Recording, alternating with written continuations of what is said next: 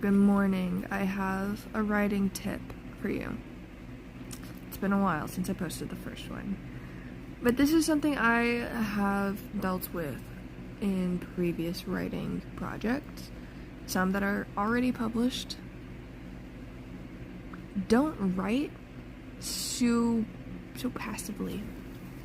Be aggressive. Be active.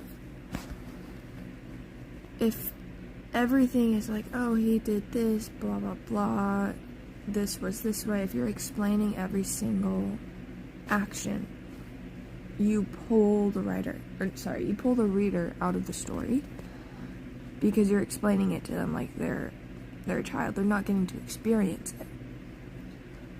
So be active in your writing. Be descriptive as possible. That's what the sources are for. That's what the dictionary is for. Look up ways to describe scenery, actions, use metaphors, use similes, onomatopoeia. If you don't know what that is, resources are out there. But that is what's going to bring your story to life. That and natural dialogue. Make things active, make it natural. It's gotta flow. And I'm still working on this. This is a tip for you, and this is a tip for myself. So that's something I have come to, that's something I've been confronted with in every single project I've done. And it's something that I am getting better at.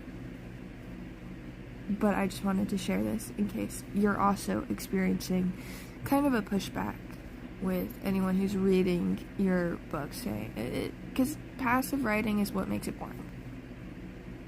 I hate to say it. But just, bring it to life and have fun.